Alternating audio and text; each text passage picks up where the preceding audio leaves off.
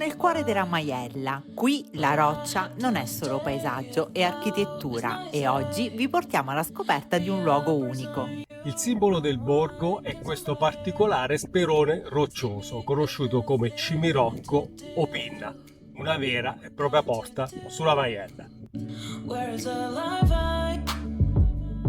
Where's my shine? Is this called living?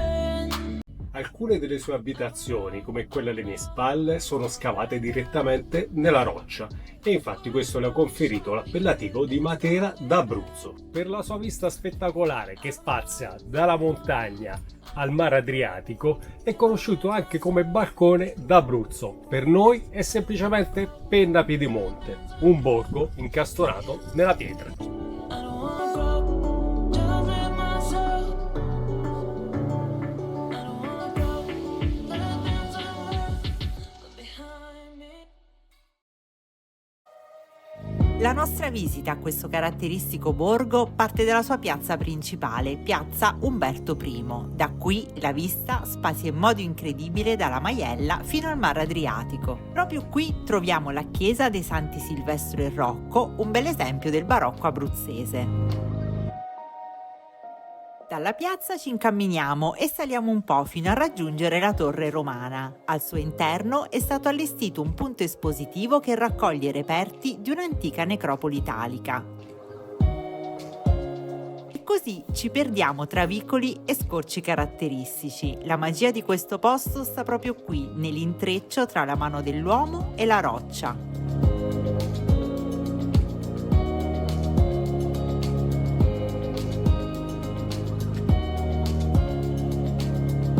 Case rurali scavate direttamente nella roccia viva, non sono solo costruzioni in pietra, sono case grotta.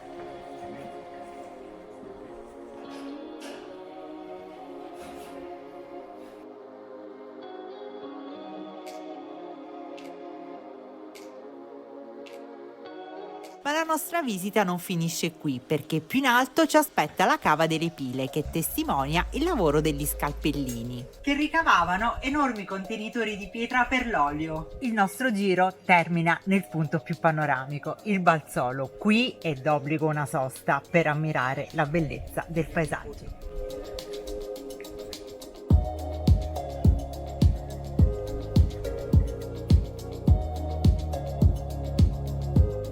Da questo punto inoltre per gli amanti del trekking è possibile prendere il percorso G2 da questa parte che ci porta alla cascata del Linaro o al Maccarone della Pila, mentre da quella parte lì c'è il sentiero G1 che sale verso il rifugio Pischioli.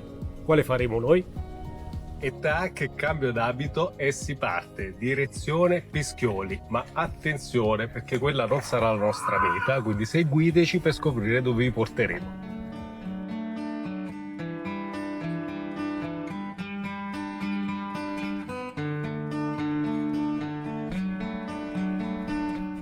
Il sentiero parte subito bello deciso con una bella salita, ma con un panorama qui sulla sinistra, sulla Valle dell'Avello e sul sottostante sentiero G2 veramente spettacolare.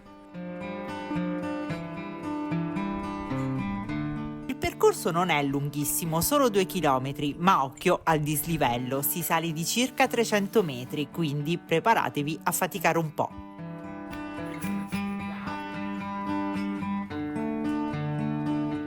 E dopo un'ora di cammino eccoci giunti al rifugio Pischioli, la nostra tappa intermedia. Prima di rimetterci in moto però è d'obbligo una visita al rifugio e osservare il panorama da quella terrazza lì in alto che è qualcosa di spettacolare. L'interno è quello che ti aspetti da un rifugio di montagna, spartano, con 2 robuste panche in legno dove riprendere fiato, una vecchia credenza e un bel camino, perfetto per una sosta veloce e al riparo. Ma la meraviglia non è dentro, è sopra, un panorama che spazia dal mare fino alla profonda Valle dell'Avello e i Monti Murelle e il Monte Acquaviva.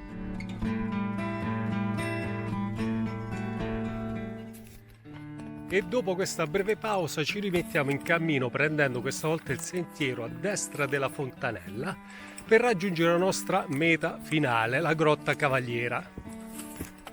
Il sentiero, almeno all'inizio, ci dà una tregua rispetto a prima. Partiamo subito protetti dalla vegetazione, è un piacere camminare all'ombra, avvolti dal verde e dal fresco del bosco.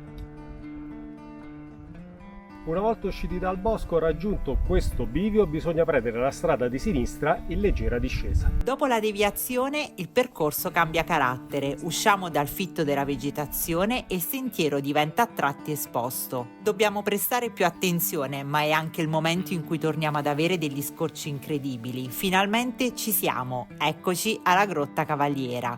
Questo è il momento di tirare il fiato e goderci il silenzio della Maiella.